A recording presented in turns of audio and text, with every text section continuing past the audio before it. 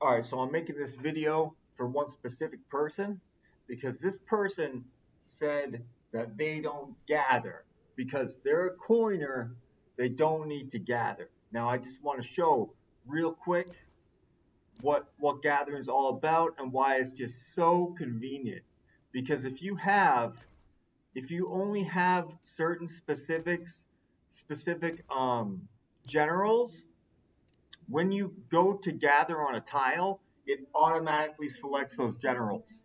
So like I'm gathering currently on 6 T15 or 16 tiles, and what I'm gonna do is I'm just gonna bookmark them all. I'm gonna withdraw my troops, and then I'm gonna send them back so they can. So this particular person, which I will talk about in a minute, um, so this particular person sees how convenient it is. So I'm using 6 Queen Jindeoks and 6 Gaius Mariases, and I have none of the other gathering generals like Constance or Shimazu Yoshihiro, the food one. So let me speed all these up. I mean, I got 32,000 speed ups. Doesn't really matter if I use them or not. Let me hit 2 of them on these real quick, so it will only take 30 seconds for them to come back. And then I'm just gonna oh, I already did that one. I'm just gonna reassign them to the locations they were at. So one thing we need to do is we need to do a Monarch gear, but easily in the bookmarks, I can see I have 3 iron mines, a sawmill, and 2 quarries. So what I'm gonna do first, I'm gonna do the iron mines first. So I'm on the iron mine. Now I already have 3 back, so I could already immediately go back to them right now. So as soon as I click on this, guess what it is? I don't even have to select a preset or select generals or nothing. It's already assigned. So I'm going to go boom to the next iron mine, boom to the next iron mine, boom. Now what do I have? I have the iron mining or gathering speed monarch gear on. So in each one of these, I'm gonna do 2 March, two March speed ups. All right, now it's off to the quarries. I know I have 2 quarries. Boom, quarry. Boom, quarry.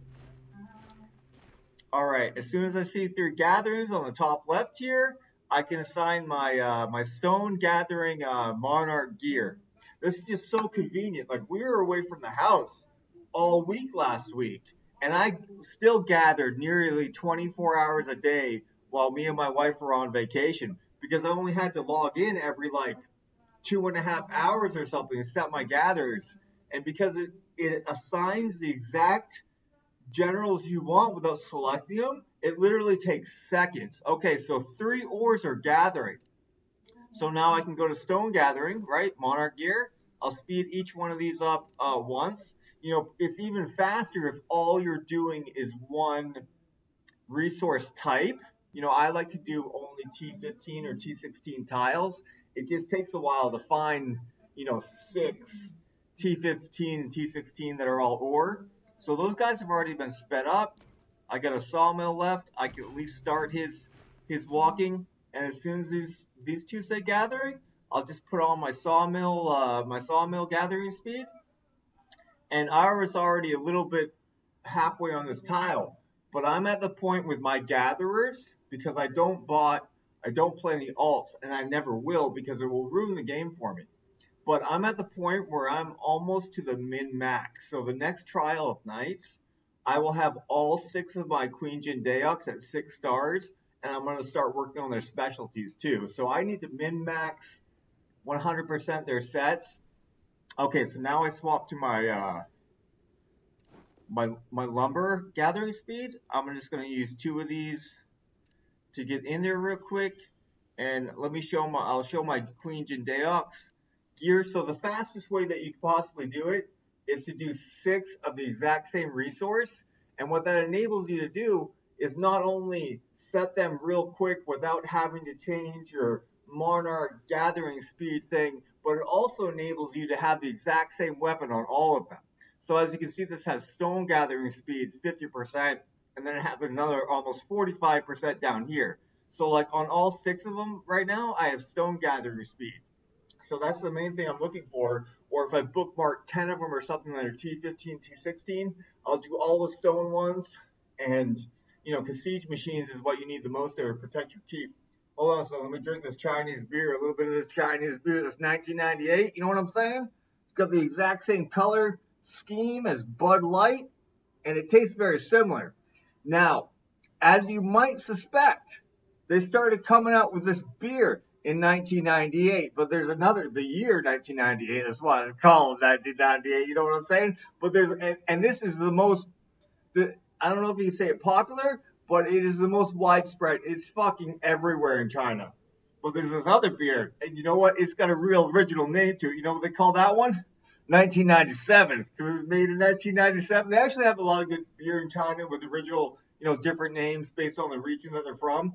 But they give us 1997. I'm telling you, if you ever come to China and you see the 1997, because every time I see it, I buy it. It's got like this dragon golden fucking. It's an amazing looking bottle. And it's definitely one of the top 5 lager beers in the world. But the 1998, ooh, I'm drooling a little bit. Oh, yeah. The 1998, that ain't too bad either. All right. So I displayed what I wanted to display for this daddy dude. That's this fucking guy's name. His name is Daddy in the game. So let me just talk about him for a hot minute. So we're on the same server.